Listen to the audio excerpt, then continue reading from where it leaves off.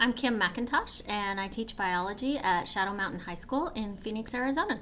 And this presentation is about cell transport. So we're going to be talking about how substances get across this cell membrane so that the cell can either get waste products out or bring in things that it needs.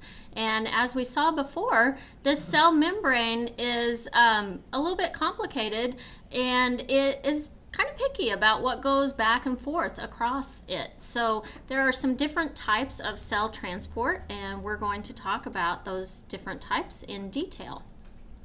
The first one is called passive transport, diffusion.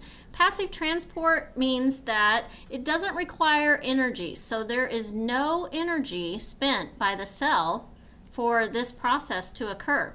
So in order for this to happen, what we see is that there are a high concentration of solutes, these would be the solutes, on one side of the cell membrane, and there's a very low concentration of solutes on the other side of the cell membrane. Now what happens is those solutes, they will move from the area of high concentration to the area of low concentration. And they keep moving until an equilibrium is reached. So when one side is equal to the other side, then they don't necessarily stop moving, but they'll just be some small movements back and forth, but it remains at equilibrium. Food coloring in water is a great example of diffusion. So we drop some food coloring into a glass of water, and you'll see that this is an area of high concentration, but these molecules will keep moving around until they fill this area of low concentration. All right, the next type of passive transport that we're going to talk about is facilitated diffusion. And we have the same situation here. We have an area of high concentration, so it has more solutes, and we have an area of low concentration, so it has less solutes. And what happens here is these solutes will basically bump into one of these proteins that's on the cell membrane, and it will be carried into the cell. So this doesn't require energy, it basically just allows it to move through this channel. The next one we're going to talk about is still a passive transport mechanism, but it's osmosis. And osmosis is the movement of water across that cell membrane. So it's still passive transport, it's still considered diffusion, but osmosis is directly related to water movement. So what we have here is on one side of the membrane we have a salt solution. So these red dots are considered the salts, and these black dots are considered water molecules. You'll notice over on this side there are no solutes, and on this side there are more solutes than there are water. So what will happen is the water will move to the side that has more solute concentration. So it has more salt, so the water is going to move this way. The reason the salt doesn't move is it gets blocked by this membrane. The barrier says, nope, can't go through there. And so the water can move, but the solute can't.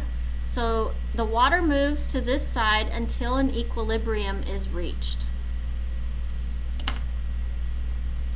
Now, with osmosis, we have something called tonicity. And this is how these different concentrations of solution will affect a cell. So I'm going to start with isotonic. It's the one in the middle. It's probably the easiest one to understand. It's when the solutes on the outside and the solutes on the inside are equal. Okay, so there's no difference in the concentration. All right, so you'll have some water movement in and out of the cell, but it basically stays fairly equal, and that means the cell is going to be normal. Okay. Now in a plant cell, it would be flaccid. So it would be what's considered flaccid, it would be kind of limp. So this is not such a good thing for a plant cell, but in an animal cell, it's what the cell likes. All right, a hypotonic Hypo means small or less. So what we have here is this solution outside has less concentration, and inside it's more concentrated. Okay, so because there's more of a concentration in the cell, the water's going to move in. And animal cells don't like this. They end up becoming too large, and see, this is showing that it's exploding, so that's called lysed. But the cell will actually explode because it has too much water in it. Now for a plant cell, this is normal. It's called turgid, and plant cells, this actually is good because they need to bring water in, and it helps them maintain the rigidness of the cell, and that helps the plant to remain upright. So that's a good thing for the plant, not necessarily a good thing for an animal cell. All right, the last one we're going to talk about is hypertonic, and hyper means large or too much. So think of that little brother or little sister you have that has too much energy. You might call them hyperactive. Well, in this case, we're talking about solutes. So we have more solute on the outside of the cell. We have less on the inside of the cell. So water moves out of the cell. And if that concentration on the outside is really high, then too much water is going to move out, and the cell's going to become shriveled and die. Think about if you put a freshwater fish into the ocean, then this is what would happen to their cells. All of the water would move out of their cells and they would die. For plant cells, the water is moving out. This kills the plant cell, so this is not good for the plant cell.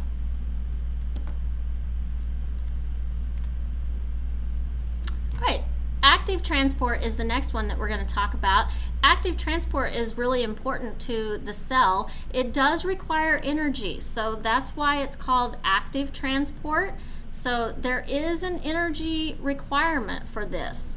But a good example of this is the sodium-potassium pump. And the reason that cells have to use active transport is because even if there is a concentration gradient, so even if there are quite a few of these sodium ions on one side, the cell still needs to move them to that direction of high concentration.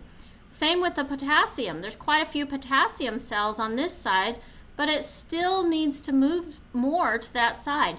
The reason a cell would do this is nerve cells do this quite a bit, because there needs to be enough of an energy gradient so that the muscle cell will actually fire.